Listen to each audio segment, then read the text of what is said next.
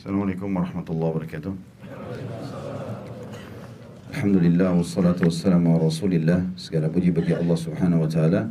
Juga salawat dan taslim kepada Nabi besar Muhammad sallallahu alaihi wasallam.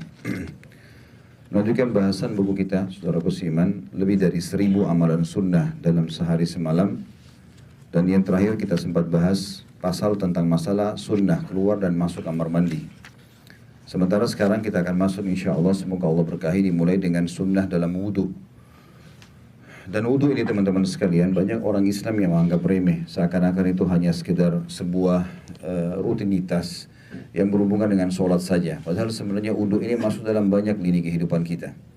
Sunnah Nabi SAW dalam wudhu banyak sekali, di antaranya masalah kalau mau sholat itu sudah umum. Dan itu adalah bagian daripada rukun sholat.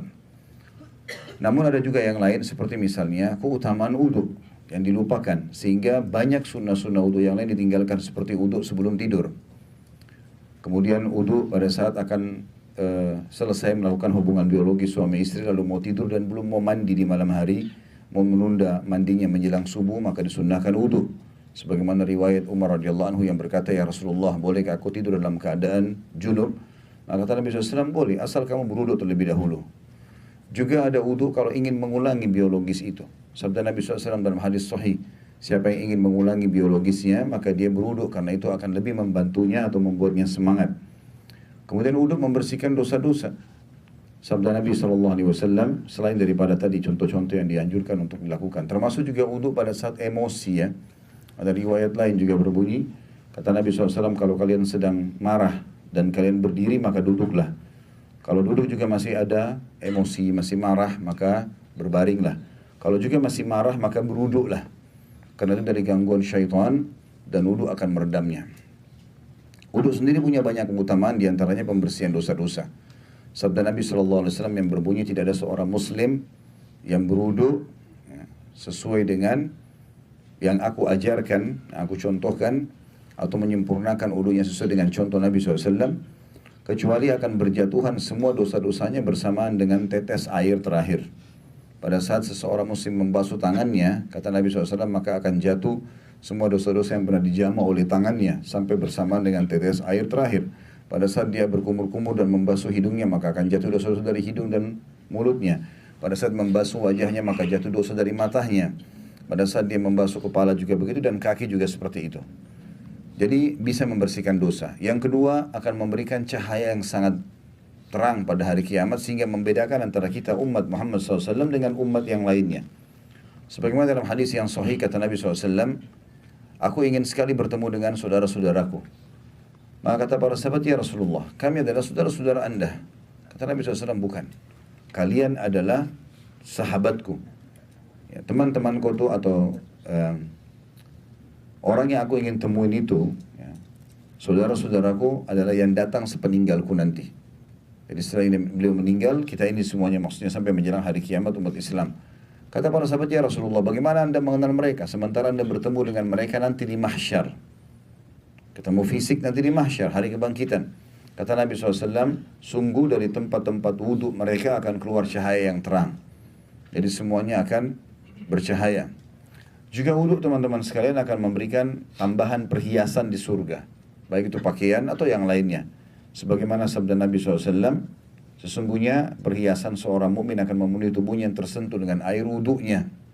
Dan sekian banyak sekali manfaat-manfaat daripada wudhu tentunya. Disebutkan oleh penulis ini, di antara hal yang harus diperhatikan agar semua didapatkan tadi, ada sunnah-sunnah wudhu. Pertama, mengucapkan bismillah pada saat memulainya. Ya, dia dengan menyebut nama Allah. Ini sendiri ada pahalanya. Yang kedua, membasuh kedua telapak tangan sebanyak 3 kali. Wajibnya sekali, sunnahnya 3 kali. Dan ini harus disempurnakan, dan tentu ada batas minimal, saudara kusiman. Ya, batas minimal adalah pergelangan tangan. Maka harus lebih dari pergelangan tangan. Kalau kurang, maka tidak sah. Wudunya tidak sah sholatnya. Makanya ada hadis yang berbunyi, perhiasan sungguh dari anggota tubuh seorang muslim yang terkena air wudhu akan keluar cahaya pada hari kiamat, dan siapa yang bisa memanjangkan jemahan wudhunya, lakukanlah. Jadi misalnya batas minimal pergelangan dilebihkan, batas minimal siku dilebihkan, batas minimal mata kaki dilebihkan ke atas, dan itu semua adalah bagian daripada anjuran Nabi SAW. Yang ketiga, mendahulukan madmadah dari istinsyaq. Ya. Madmadah artinya berkumur-kumur, dan istinsyaq artinya menghirup air di hidung. Kemudian muka. Jadi sunnahnya mengambil dengan genggaman telapak tangan, kemudian setengahnya dimasukkan di mulut sambil kumur-kumur maksimal. Sebagian ulama hadis menyebutkan bahwasanya dia menyentuhkan air tersebut di seluruh rongga gusi dan pipinya, kiri kanan semuanya, sambil dia bermadmadah, mengkumur-kumur, sisa air tadi dia telapak tangannya yang dia setengahnya dimasukkan di mulutnya, setengahnya dihirup di hidung. Dan ini memang harus dihirup ya, airnya bukan cuma sekedar ditaruh tapi dihirup, namanya istinsyaq dalam bahasa Arab. Dihirup dengan kuat, lalu istinthar, dikeluarkan dengan tangan kiri dengan kuat juga. Ya, ini sudah diadakan terapi oleh beberapa teman-teman kita pada saat mereka kena penyakit flu dan melakukan istinsyaq ini, maka subhanallah tiba-tiba bisa 10-nya sembuh. Ya. Jadi dihirup air tersebut dengan kuat, lalu dibuang dengan kuat juga, dimasukkan dengan tangan kanan, dikeluarkan dengan tangan kiri. Ini juga termasuk sunnah Nabi SAW. Yang keempat, setelah istinsyaq, melakukan istinthar. Ini sudah saya jelaskan tadi, istinsyaq menghirup air dengan tangan kanan ya, ke hidung, istinthar mengeluarkan dengan tangan kiri. Berdasarkan hadis Nabi SAW, faghasala kaffaihi 3 marrat, thumma tamadmada wastansyaqa wastanthar, thumma ghasala wajhahu 3 marrat. Nabi SAW mencuci kedua telapak tangan beliau 3 kali, kemudian berkumur-kumur dan istinsyaq. Istinsyaq menghirup air di hidung, lalu istinthar mengeluarkan dengan kuat dengan tangan kiri, lalu membasuh wajahnya 3 kali.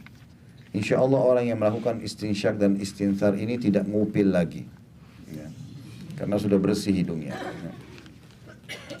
Yang kelima, bersungguh-sungguh dalam berkumur-kumur serta istinsyaq, kecuali bagi orang yang sedang berpuasa. Sunnah ada atau anjuran untuk mengerjakan amalan ini berdasarkan hadis Nabi SAW, wa balik fil madmadah wal istinsyaq illa an takuna sha'ima. Bersungguh-sungguhlah dalam berkumur-kumur dan istinsyaq, menghirup air tadi di hidung, kecuali kalau kamu sedang berpuasa, khawatir airnya masuk ke tenggorokan. Kalau puasa maka diringankan, tapi kalau selain puasa maka dianjurkan untuk istinsyaq.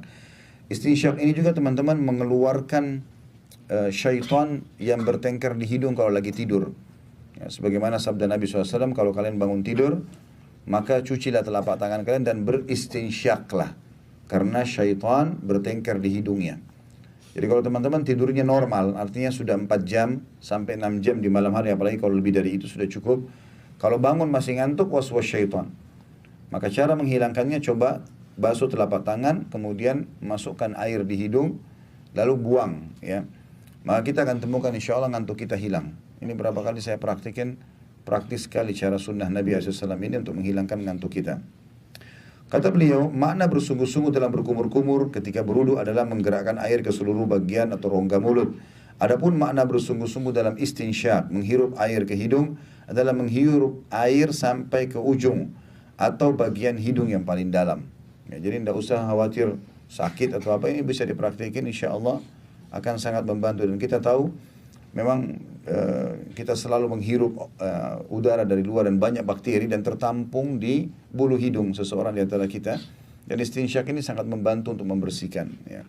Biasanya tentu kalau orang jarang istinsyaq ini, Allah Subhanahu wa taala memudahkan dia mengeluarkan bakteri tersebut dengan bersin.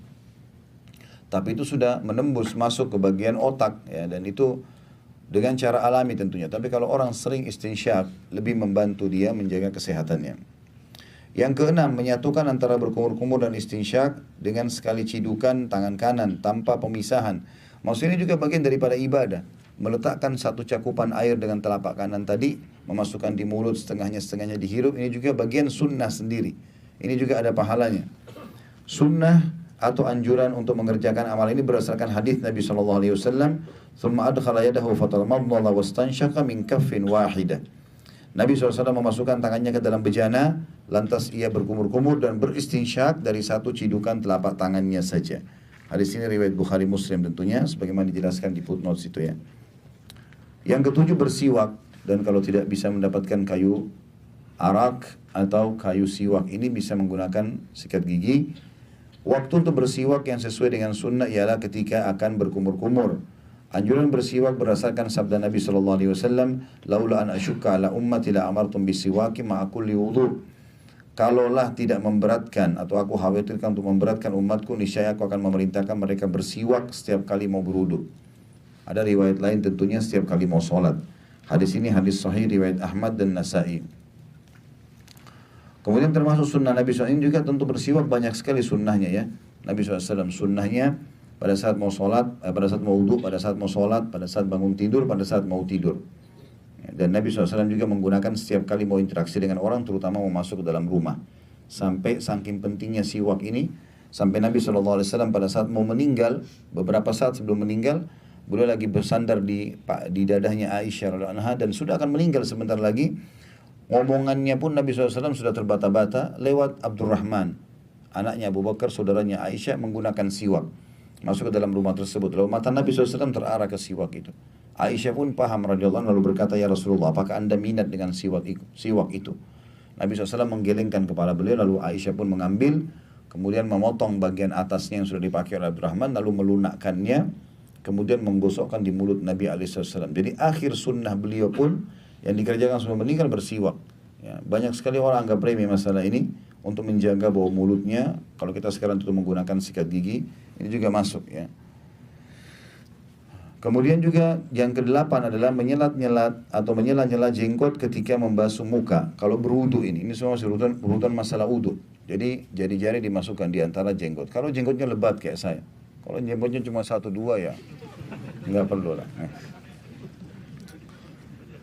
Anjuran ini berdasarkan sabda Nabi SAW, anna Nabi SAW kana yukhallilu lihyatahu, bahwasanya Nabi SAW menyelat-nyelati jenggot beliau. Hadis riwayat Tirmidzi nomor 31, artinya memastikan air masuk di antara jenggotnya. Yang kesembilan, mengusap kepala. Ini juga termasuk bagian daripada wudu.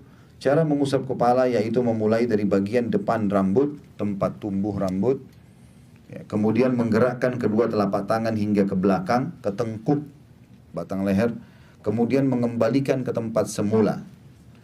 Adapun yang wajib adalah membasuh seluruh bagian kepala dengan cara apapun juga. Ini berdasarkan hadis Nabi SAW, wa masaha Rasulullah SAW birasi fa'aqbala biyadaihi wa adbar. Kemudian Rasulullah SAW mengusap kepalanya, lalu beliau menjalankan kedua tangannya ke belakang dan mengembalikannya. Jadi kurang lebih caranya itu air diambil ke telapak tangan, kemudian diletakkan di awal tumbuhnya rambut, ya. Di awal tumbuhnya rambut, kemudian ditarik. Ini tentu kiri kanan tangannya ya. Ditarik ke belakang sampai ke tengkuk, kemudian ditarik lagi ke depan, lalu digabungkan dengan kuping dengan cara jari telunjuk dimasukkan ke dalam lubang dan ditekan, lalu kemudian ibu jari putar dari belakang seperti memijat kupingnya sendiri. Bagi ibu-ibu atau akhwat kita yang rambutnya panjang, dia menarik ke belakang sampai ke tengkuk, lalu menepuk-nepuk ke atas sampai ke depan. Ini sunnah Nabi SAW. Kalau memungkinkan maka akan dapat pahala ekstra tentunya. Kalau tidak bisa, maka dia menjangkau bagian kepala yang dia mampu untuk jangkau. Intinya, dianjurkan seluruh bagian kepala tersentuh. Yang ke-10 termasuk sunnah wudu adalah menyela-nyela jari kedua tangan dan kaki. Berdasarkan sabda Nabi SAW, asbigil wudu aw khallil bainal asabi'. Jadi kalau teman-teman wudu, telapak tangannya dipertemukan satu sama yang lain, dipastikan air masuk di antaranya. Juga kaki kita diselat-selati antara jari tangan dengan jari atau di antara jari-jari kaki. Itu termasuk sunnah Nabi SAW agar memastikan air wudu semuanya kena ke celah-celah yang tersembunyi itu. Yang ke-11, tayammum atau tayammun dari kata-kata yamin. Bukan tayammum itu ya, kalau pegang bukunya. Tayammun artinya menggunakan atau memulai dari sisi kanan. At-tayammun dalam wudu artinya mendahulukan membasuh anggota tangan dan kaki yang sebelah kanan, kemudian baru anggota tubuh yang sebelah kiri. Berdasarkan sabda Nabi SAW, karena Rasulullah SAW yujibuhu tayammunu fi tana'ulihi wa tarajjulihi wa tuhurihi wa fi sya'ni kullih. Rasulullah SAW sangat menyukai untuk mendahulukan yang kanan ketika memakai sandalnya, menyisir, bersuci, bahkan dalam segala urusannya. Hadis ini riwayat Bukhari dan Muslim tentunya, sebagaimana dijelaskan dalam footnote tadi.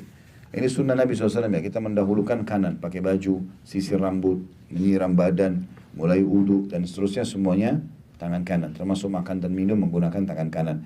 Dalam riwayat lain kata Nabi SAW, dahulukanlah sisi kananmu ya, di awal pada saat mau mengenakan pakaian, dan jadikanlah sisi kananmu yang akhir kamu keluarkan. Kalau kita pakai sendal, kaki kanan dulu, baru kaki kiri. Kalau mau dilepas, kiri dulu baru kanan, kanan yang terakhir. Kata Nabi SAW, jadikan kanan yang awal dan jadikanlah dia terakhir yang dibuka, atau pakaian atau sendal, jadikanlah dia yang terakhir. Dalam wudhu juga sunnah Nabi SAW ada pahala sendiri kalau kita mendahulukan kanan. Poin nomor 12, menambah bilangan basuhan dari 1 kali menjadi 3 kali. Dan ini tidak boleh lebih tentunya ya. Sebagaimana sabda Nabi SAW, basuhlah anggota tubuh kalian 3 kali, dan siapa yang melebihi itu maka dia telah berbuat melampaui batas ya. Dan tidak boleh was-was. Syaitan ada tentu jenis syaitan tertentu yang mengganggu pada saat wudhu, membuat was-was ya. Seakan-akan belum kena, ya masih kurang, itu was-was syaitan, dan seorang mukmin bisa menghilangkan was-was dengan keyakinan. Yang ke-13 termasuk sunnah wudhu adalah, berarti sudah ada 13 poin yang bisa didapatkan dari wudhu, pahala tersendiri ya. Mengucapkan 2 kalimat syahadat setelah selesai wudhu. Asyhadu an la ilaha illallah wahdahu la syarikalah wa asyhadu anna Muhammadan abduhu wa rasuluh. Manfaat mengucapkan kalimat ini adalah, kata Nabi SAW, siapa yang selesai wudhu lalu mengucapkan 2 kalimat syahadat, niscaya akan dibukakan baginya 8 pintu surga, dan ia bisa masuk dari pintu mana saja yang ia sukai. Hadis riwayat Imam Muslim. Ada tambahan riwayat Imam Tirmidzi berbunyi, Allahumma ja'alni minat tawwabina wa ja'alni minal mutatahhirin. Setelah syahadat dia mengatakan, ya Allah, jadikanlah aku orang-orang yang selalu bertaubat, dan jadikanlah aku orang-orang yang selalu bersuci. Yang ke-14 termasuk juga bisa menambah pahala di wudhu adalah dengan cara berwudhu di rumah. Jadi bukan berwudhu di masjid atau di musola. Dan ini juga termasuk sunnah menjaga wudhu itu sendiri ya. Kalau bisa dijaga selama beberapa saat itu jauh lebih baik ya. Itu jauh lebih baik. Wudhu di rumah ini sesuai dengan sabda Nabi SAW, man tatahhara fi baitihi thumma masya ila baiti min buyutillah liyaqdiya faridatan min faraidillah kanat khatwatahu ihdahuma tahuttul khati'ah wal ukhra tarfa'u darajah. Hadis ini hadis sahih riwayat Imam Muslim, yang artinya barang siapa yang berwudu di rumahnya, nanti kalau batal segala macam gak ada masalah, yang penting dia wudu dulu ya. Terutama kalau mau ke masjid sholat. Barang siapa yang berwudu di rumahnya kemudian dia berjalan menuju ke masjid untuk melaksanakan kewajiban Allah, maksudnya sholat, maka langkah kakinya yang satu akan menghapus dosa, langkah yang lainnya akan mengangkat derajatnya di surga. Hanya dengan dahulukan wudhu di rumah. Mirip sama teman-teman kalau lagi umrah, masalah keutamaan sholat di Masjid Quba. Yang kata Nabi SAW, siapa yang bersuci di rumahnya, kemudian dia datangi Quba, lalu dia sholat 2 rakaat, tahiyat masjid, atau sholat wudhu, sholat sunnah, umumnya mutlak. Dia intinya sholat di Masjid Quba, tapi syaratnya wudhu di rumahnya, maka dia akan mendapatkan pahala umroh. Ya, dia akan mendapatkan pahala umroh hanya dengan wudhu di rumah dan sholat 2 rakaat di Masjid Quba. Yang ke-15, ad-dalq, maksudnya adalah menggosokkan telapak tangan pada anggota wudhu bersama air atau setelahnya. Artinya ada orang mungkin dia pakai shower lalu dia siram telapak sikunya sampai ke tangan, dia nggak gosok. Nah, gosok ini sendiri ibadah, itu ada pahalanya. Jadi mungkin showernya ditaruh atau keran yang jalan, kemudian kita sambil membasahi telapak tangan sambil kita mengusapnya. Ya, yang mengusap sendiri ada pahala di sisi Allah Subhanahu wa taala. Yang ke-16 termasuk juga sunnah Nabi SAW yang bisa mendatangkan pahala dari wudhu saja adalah berhemat dalam menggunakan air. Sebagaimana sabda Nabi SAW, karena Nabi SAW yatawadda bil mud. Nabi SAW berwudhu dengan 1 mud. Dan 1 mud artinya adalah 1/3 liter ya. Dinamakan demikian karena air yang diambil sepenuh kedua telapak tangan manusia. Ya, 1/3 liter. Kalau air kan mineral biasa ada 1 liter, nah itu 1/3-nya. Itu sudah cukup sebenarnya untuk menggunakan wudhu. Tapi kalau memang kita belum terbiasa, maka kita bisa melakukan menjalankan keran air, tapi jauhi tabdzir, mubadzir. Seperti misalnya ada orang ngobrol sama temannya sambil keran wudhu dibuka, dibiarin airnya jalan terus. Ini mubadzir. Dia masih ngobrol sama temannya, tidak usah dulu dijalankan.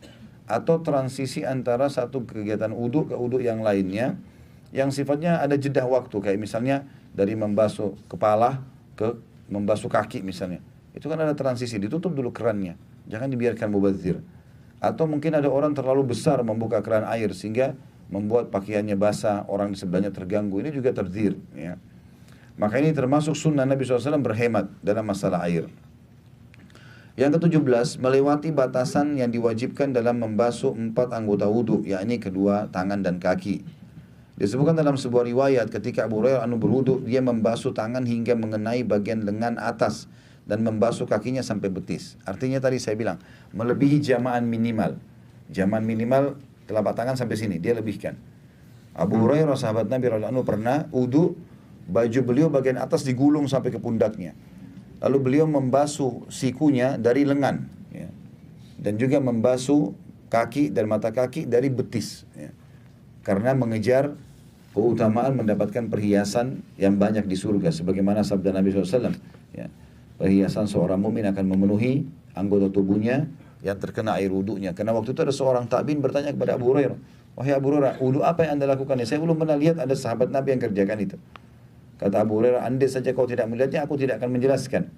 Tapi aku telah mendengarkan Nabi SAW bersabda, sungguh perhiasan seorang mukmin akan memenuhi anggota tubuhnya yang tersentuh air wudhu. Kemudian selanjutnya poin nomor 18, solat 2 rakaat setelah wudhu, dikenal dengan solat sunnah wudhu. Sebagaimana sabda Nabi SAW, man tawadda nahwa wudhu'i hadha, thumma salat raka'ataini la yuhaddithu fihi ma nafsahu, ghufira lahu ma taqaddama min dhanbi. Barang siapa yang berwudu seperti wuduku ini, kemudian ia mengerjakan solat 2 rakaat yang pada keduanya ia tidak berbicara dengan dirinya sendiri, ya maksudnya antara wudu dengan solat sunnahnya ini langsung dikerjakan, habis wudu langsung solat, dia tidak sibuk dengan kegiatan yang lain, maka akan diampuni dosa-dosanya yang telah lalu. Hadis ini riwayat Bukhari Muslim. Dalam riwayat Imam Muslim ditambahkan tambahan pada hadis Uqbah bin Amir, melainkan pasti orang tersebut akan mendapatkan surga. Jadi kalau teman-teman sudah di rumah, mungkin la qadarullah, Allah mudah-mudahan tidak terjadi, tapi orang di tengah jalan misalnya keluar angin, atau dia kebelet kencing, dia mampir dia kencing misalnya, maka usahakan wudu lagi. Memang itu memberatkan kadang-kadang secara kejiwaan, tapi ada hadis Bukhari yang lain berbunyi, maukah kalian aku tunjukkan amalan yang paling banyak menghapus dosa dan paling banyak meninggikan derajat di surga? Kata para sahabat, tentu ya Rasulullah.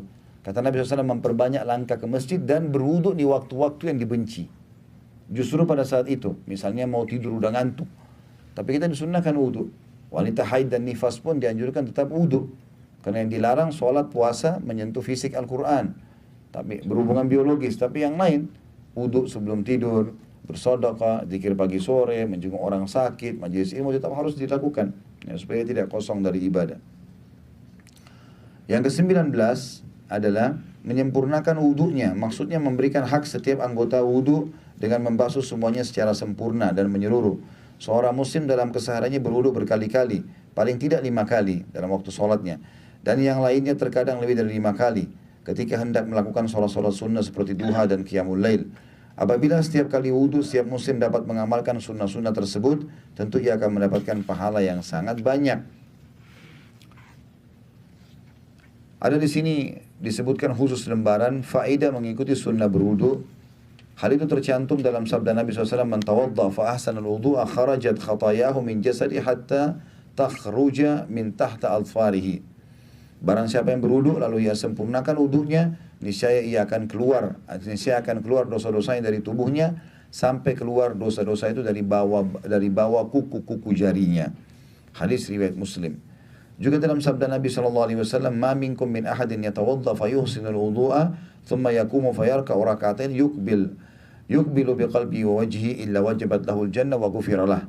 Barang siapa di antara kalian yang berwudu kemudian membaguskan wudunya, pelan-pelan memberikan hak setiap anggota tubuh, lalu ia bangkit untuk sholat 2 rakaat tahiyat masjid dengan hati yang khusyuk, ikhlas, dan wajah yang khusyuk pula, tunduk kepada Allah, maka pasti akan mendapatkan surga dan dosa-dosanya akan diampuni.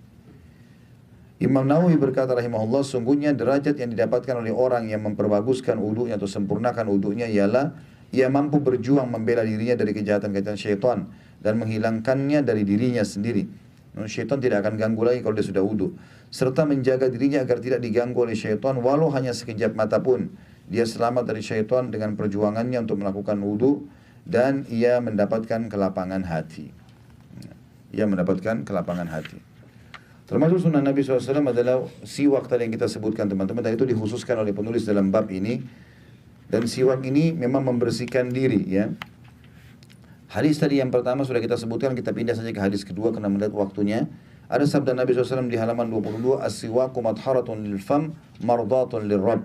Siwak itu bisa membersihkan mulut dan diridhoi oleh Allah Subhanahu wa taala. Hadis riwayat Imam Ahmad.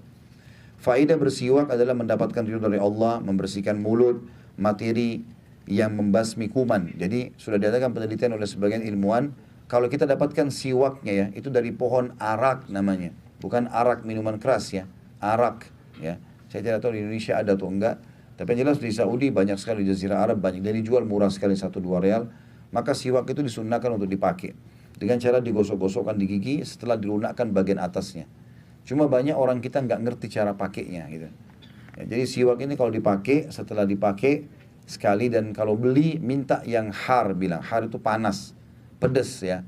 Itu yang paling bagus biasanya. Itu sudah ada penelitian sangat bagus buat gusi dan ketahanan gigi. Bahkan bisa memutihkan gigi. Dan pada saat dipakai, sudah dipakai siwak misalnya sekali, masih bisa direndam di air kalau pulang ke kamar hotel, misalnya kalau di Madinah atau Mekah, direndam di air, dibersihkan lalu dipakai yang kedua kali. Setelah itu digunting. Lalu dipakai lagi yang di bawahnya. Jangan itu dipakai setahun. Ada orang begitu dipakai terus sampai disedot-sedot. Ya. Akhirnya kan jadi nggak baik pemandangan orang. Jadi dianggap siwak itu malah ya jorok. Padahal sebenarnya bukan seperti itu ya. Bahkan sekarang dijual ada tempat siwak sendiri dengan 1 real bisa dimasukkan untuk menjaga supaya dia tetap lembab. Materi yang membersihkan gigi dan gusi, materi yang dapat menjaga kebersihan gigi, materi juga yang wangi dan dapat menghilangkan bau mulut yang tidak sedap. Itu termasuk hikmah-hikmah daripada siwak itu sendiri. Baiklah, begitu saja, mudah-mudahan bermanfaat, dan mohon maaf tadi terlambat karena memang ada acara pengajian tadi di Rawamangun. Mudah-mudahan menunggu di majelis ini menjadi pahala oleh Allah Subhanahu wa taala. Subhanakallahumma bihamdika asyhadu an la ilaha illa anta astaghfiruka wa atubu ilaik. Wassalamualaikum warahmatullahi wabarakatuh.